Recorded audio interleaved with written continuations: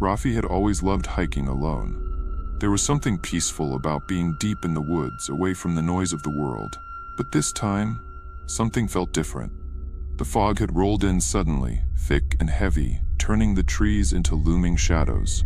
The usual chirping of birds had stopped, no rustling leaves, no distant animal sounds, just silence. Then he heard it, a slow, dragging sound, footsteps. Rafi stopped mid-step, his breath catching in his throat. He turned, but the fog was too dense, he could barely see past a few feet. His pulse quickened. He wasn't alone. Probably just a deer, he told himself. But something about the sound felt off. It wasn't the quick, darting movement of an animal. It was slow, deliberate. Then the whisper came. "Stay." Rafi's stomach turned. The voice was faint, almost lost in the mist, but it was close, too close. His instincts screamed at him to leave. He quickened his pace, trying to retrace his steps, but the fog twisted everything around him. The trees all looked the same. Had he passed that broken branch before? His footprints disappeared as soon as he took another step. Then up ahead he saw it, a figure standing in the fog. It was tall, unnaturally thin, its limbs slightly too long for a human. Its head was tilted at an odd angle, as if it were studying him. Rafi's breath hitched. He wanted to move, to run, but his legs refused to obey. The figure took a step forward. The dragging sound followed. "Don't leave." The whisper came again, closer now. Rafi's body finally responded. He turned and ran, sprinting through the fog, branches slashing at his arms. He didn't care where he was going. He just needed to get away. But the footsteps followed. No matter how fast he ran, they stayed right behind him, never rushing, never slowing.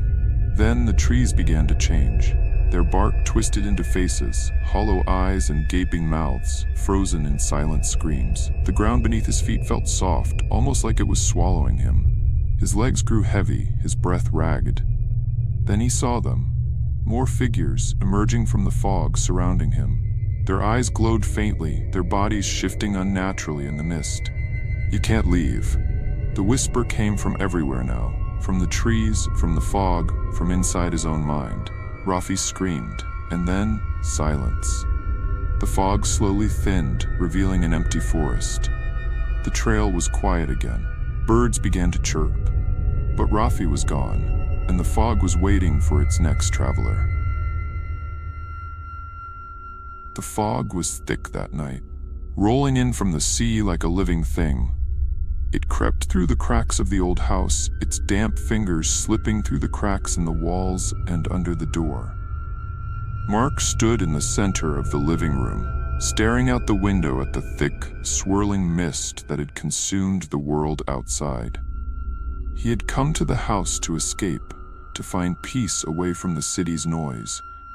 But there was something unsettling about this place. The house had been abandoned for years. No one had lived there in decades, but that didn't explain the strange feeling creeping up his spine, the sensation that someone, something, was watching him. He tried to shake it off, but the feeling only grew stronger as the fog thickened. He could barely make out the trees outside, their silhouettes like dark, twisted fingers reaching up to the sky. The wind howled, rattling the windows. Mark jumped, his heart racing as a loud knock echoed from the door. He hadn't heard anyone approach. Hesitantly, he moved toward the door, his hand shaking as he gripped the handle. The knocking came again, louder this time, and then a voice, soft, almost a whisper, spoke from the other side. "Let me in, please." Mark's breath caught in his throat. The voice was faint, almost as if it were coming from far away, but it was unmistakably there. He pressed his ear to the door, straining to hear. "Who is it?" he called out, his voice trembling. No answer, just the sound of heavy breathing. His mind raced. Who could be out there? The fog was so thick, no one should be able to find this place, let alone be knocking on his door. Without thinking, he turned the handle and swung the door open. The air outside was freezing, the fog so dense it seemed to swallow the world whole. No one was there, just the endless gray void, stretching out in every direction. Mark stepped outside, his pulse pounding in his ears. He called out into the fog, but no one answered. Then, out of the corner of his eye, he saw movement, a figure barely visible in the mist, standing at the edge of the yard. It was tall, hunched, and seemed to be slowly walking toward him. "Who's there?" Mark shouted, his voice strained. The figure didn't answer, but continued its slow, deliberate approach. Mark backed away, his heart hammering in his chest.